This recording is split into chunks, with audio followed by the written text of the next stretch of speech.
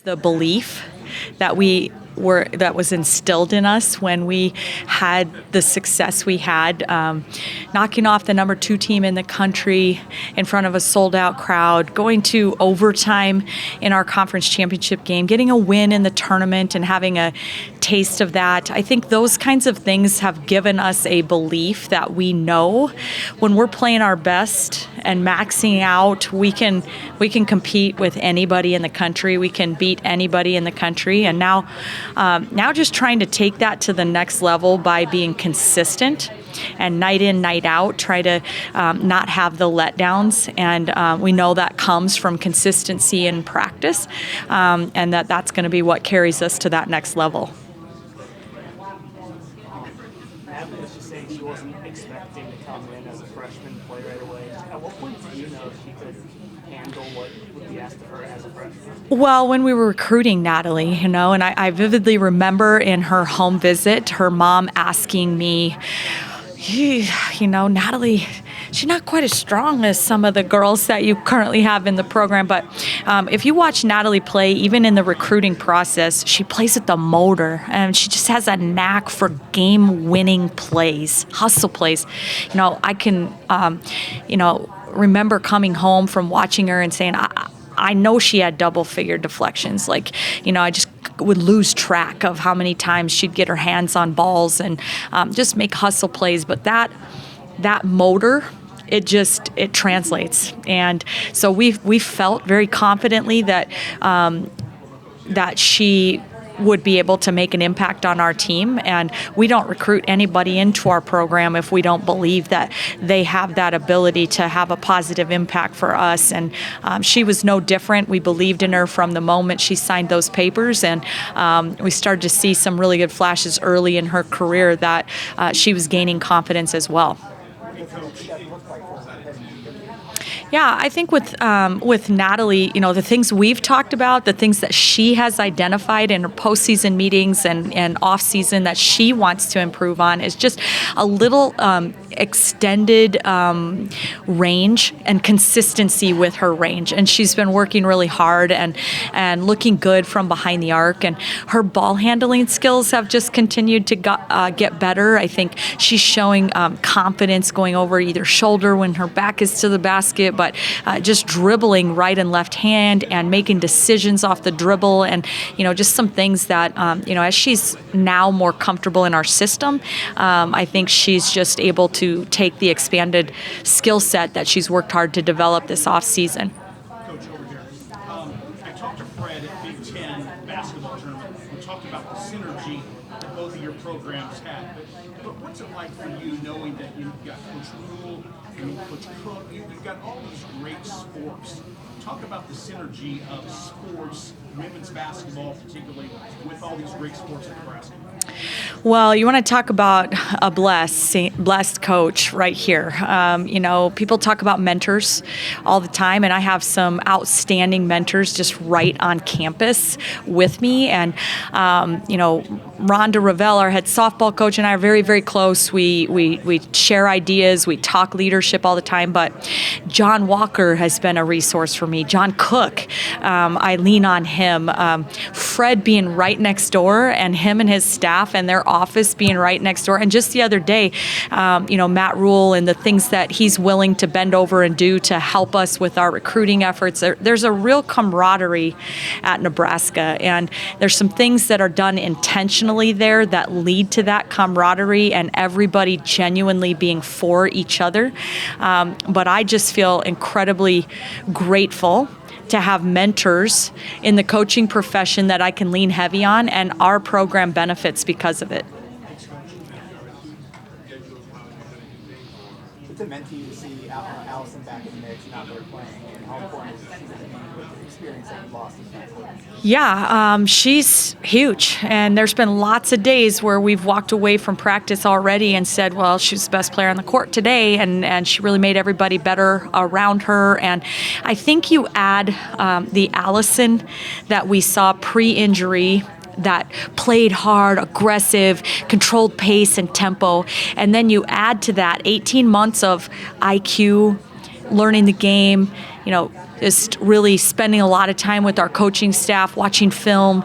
And so now all of a sudden, she's just a great combination of just high IQ basketball player with hardworking intensity. And, every day she just keeps getting a little bit better, a little bit better, a little bit better. And it's really been special. It's kind of a unique combination. It's like this, she's kind of a returner and kind of a newbie, and she's a really, really good one. What are your expectations for Britt going into this? My expectations for Britt are that she's going to come in and play hard.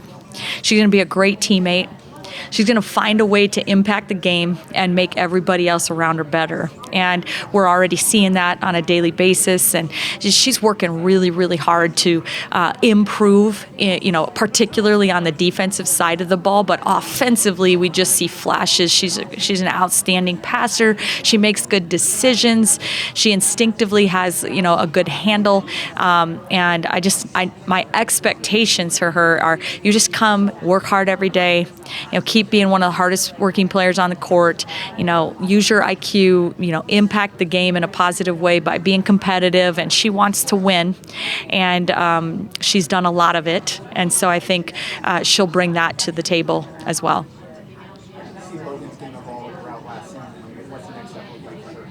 Yeah, Logan, what an outstanding freshman year, and particularly for a young lady that did not get to have much of a off-season or preseason, and then she kind of worked in. It seemed like, those first few games, we all knew what Logan was capable of. She's got some special skill sets, and early in the season, the first few games, maybe wasn't panning out with her 3-point field goal percentages, but her teammates would be like, Logan, just keep shooting, and she said, oh, I will, and she did, and it paid off for our team. And I think, the first 10 games of the year, she was working back in. We were able to increase her kind of in the middle of the stretch, and then down towards the end of the season, she was somebody that was really heavily dependent on as she worked into that starting lineup to bring that consistent scoring punch from behind the arc.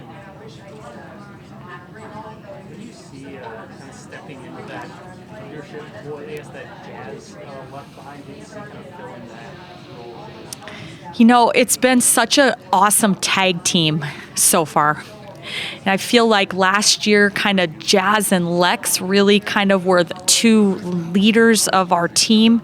And now Lex has had some other people kind of stepping up and helping her. We feel like there's not one person that's going to take over Jazz's role or anything like that. But I think that between Lex and her fire and energy and confidence and positivity and, then you couple that with a Callan Hake, who just has a pulse for everybody on the team and is willing to give one-on-one time and commit to, and Kendall Coley, who is the most selfless player that I've ever played. And we embody in our program the selflessness to celebrate each other's successes. And there's nobody that shows that better than a kid like Kendall Coley, who is just consistently cheering for her teammates, whether she gets 2 minutes a game, 12 minutes a game, 22 minutes a game,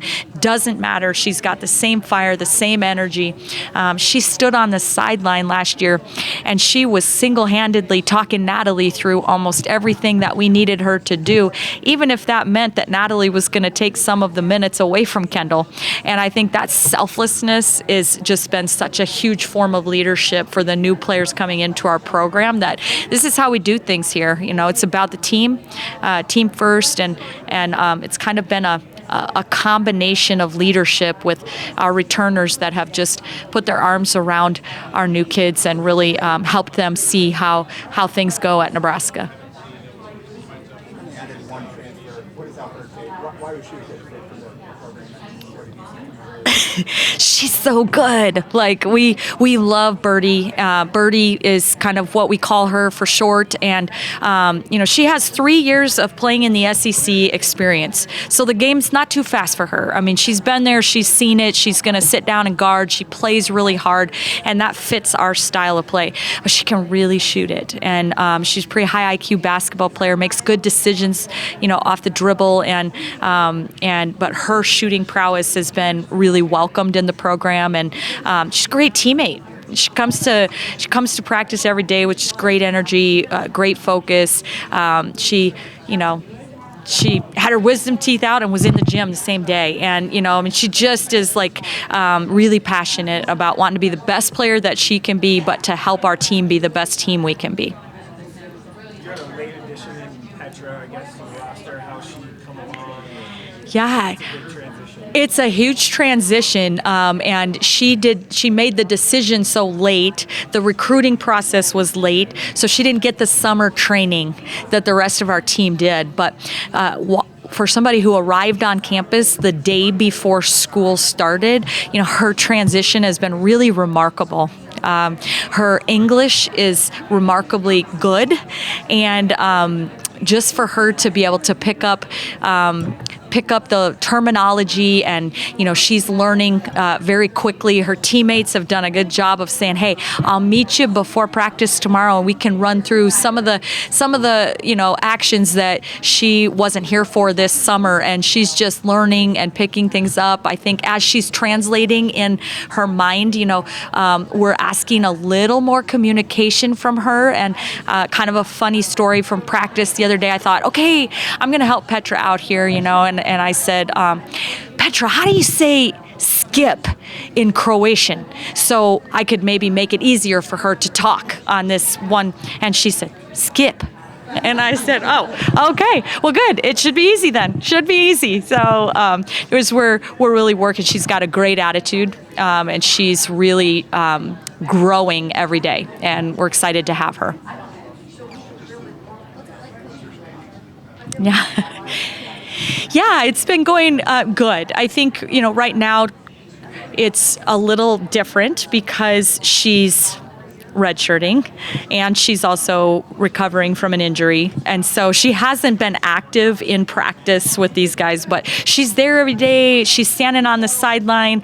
I feel like, I can hear her voice saying things that are just what was about to come out of my mouth, right? So I know when Kennedy was 7 years old, I was watching film, and she's like, why'd they switch to zone defense? And I knew that she was a little unique, and she looks at the game differently than most 7-year-olds did, but also just most young women. But it's just nice to have that IQ over there on the sideline, and I'm going to really enjoy this experience with her. She's always played for my husband, and he's always helped coach her teams, and I think he's going through a little bit of withdrawals, but I'm really looking forward to it. At what point did you know she was going to be a Big Ten caliber basketball player?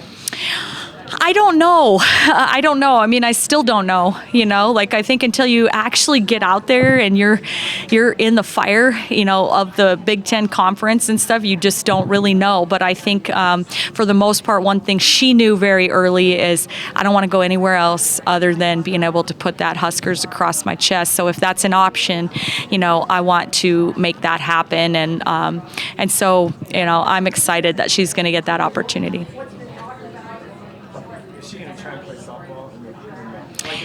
Yes. So that's the plan right now, and she's just 6 months and cleared to do a little more sprinting and cutting, and so she's super thrilled about that. That's allowing her to amp up what she's doing in the cages and in the field, and so hopefully she'll be able to redshirt basketball this year and play in the spring for the softball team. What is the next step? You determined last season. What do you hope the next step looks like this year?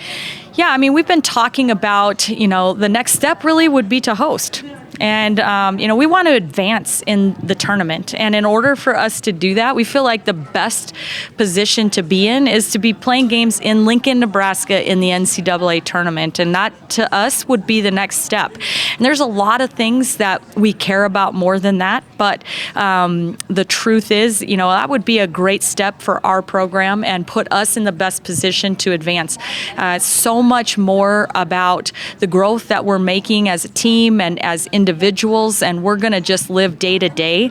And we feel like that goal will take care of itself if we can just continue to stack days and be the best version of ourselves.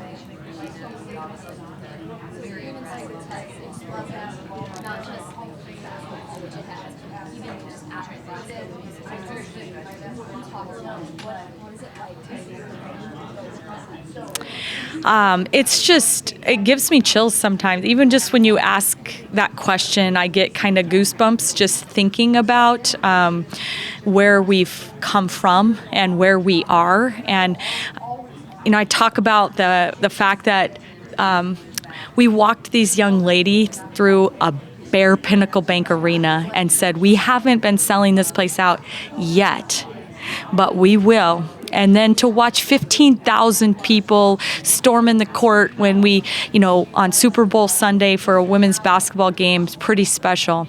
I was in Memorial Stadium for volleyball day when, and tears streaming down my face when those girls ran out of the tunnel and, all those 92,000 people, world record attendance for a women's sporting event right in Lincoln, right on our campus. Just so special to be a part of. Jeff Greesh so kindly had given us the statistic that Nebraska led the nation last year in the 4 women's sports that are ticketed, so softball, soccer, women's basketball, women's volleyball, that Nebraska led the nation in attendance for that. It just shows how much Husker Nation is passionate about all of our sports and especially our women's sports. And I think people just gaining the respect for the brand of entertainment, the value, the level of entertainment that these young women provide when they go out there and they're playing their hearts out. It's just pretty special. They're incredibly talented, beautiful young women, and for us to be able to highlight them on that level and for them to get that recognition, it's really cool, really cool.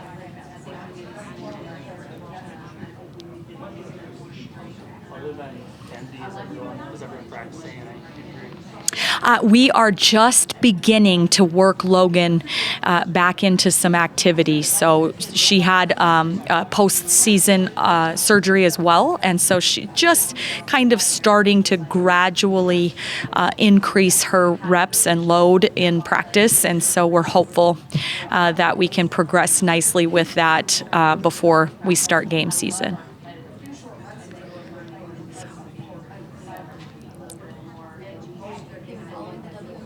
Yes, very closely. So we were on our way here yesterday and just kept refreshing the score from that Liberty Aces series and then, the Connecticut and, it just it's been fun. It's been really fun watching as that has exploded and just people are really paying attention to the WNBA and just pretty exciting. Well, I have to admit I'm a little biased because fellow South Dakota native coaching over in Vegas. And so even though Becky Hammond and I played against each other in high school and against each other when I was at Nebraska and she was at Colorado State, I still really kind of pull for her teams. I think she does an awesome job, and just to have somebody else from the Black Hills of South Dakota that's, that's coaching at a very high level. I have a ton of respect, and I tend to find myself pulling for her. Obviously, the Lynx are doing big things. Nafisa Collier played at Natalie's high school, and so we think she's pretty special too. So What was Becky Hammond like in high school play? intense. That same intensity that you see on the sideline right now, is she had that on the court, and I got to bear the brunt of it most of the time. So. Yeah. Is there anything that you're working on specifically ready for last year, ready for post-college? Yeah, could you please not mention that? No. I'm like, let's not talk about that. No, I think, honestly, what we've been doing is just trying to live day to day. And just, we're not putting too much pressure on like what's next and what's, like whatever. I think that the best results for her are going to come just having fun today with her teammates, having fun, fall in love with the process of, what could I do today to try to get 1% better, and not dealing with a lot of pressure or stress of like, what's next. I think living in the moment, enjoying this last ride as a Husker is kind of forefront for her. And I think, something that I want to keep her grounded with, because I think, that plan is already written for her. And so there's no reason to worry about that. And let's just enjoy each moment. I know I'm going to enjoy every single day that I get to spend as her coach. And I'm just going to soak that up. And I think she's doing the same.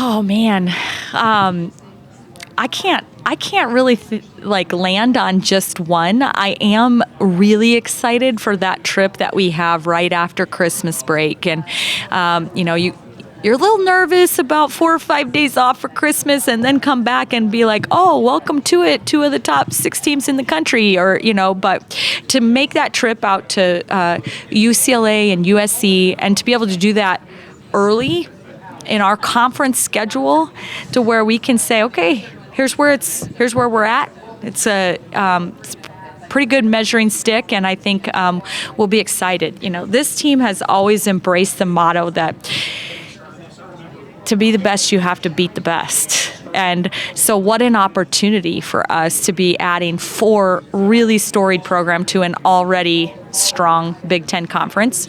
I'm looking for, I've never been to UCLA or USC or in those venues or whatever. So I'm kind of looking forward to getting to do something new with these guys. So.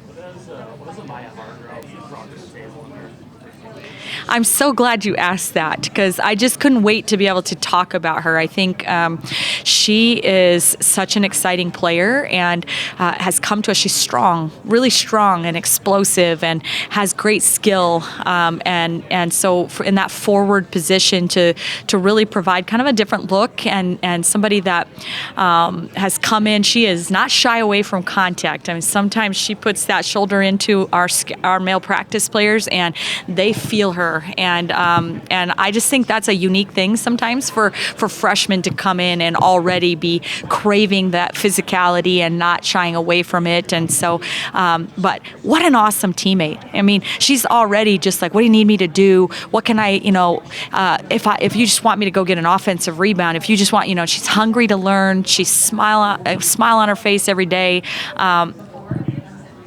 The epitome of what we want in a Husker women's basketball player. She's it, and I'm just so excited to have her for the next 4 years.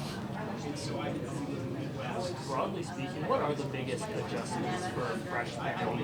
Amaya, but also kind of broadly speaking, what are the bigger adjustments? I think the biggest thing is kind of just the speed of things, and when you're playing against like even our male practice players in practice, they're kind of like, whoa, I think it takes a little bit of time to kind of understand the speed of the game. And so now your brain is thinking about where am I supposed to be, and the game is happening so fast, and next thing you know, you're not talking, or you're not doing, so I think that ability to communicate through the pace of what's happening is probably the biggest transition.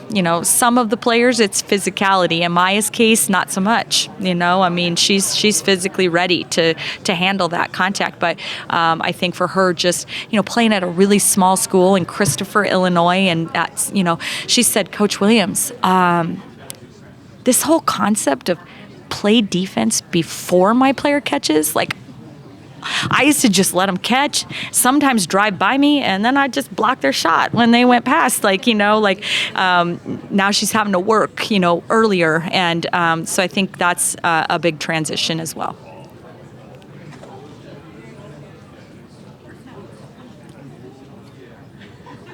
Anyone? Okay. We're good? Awesome.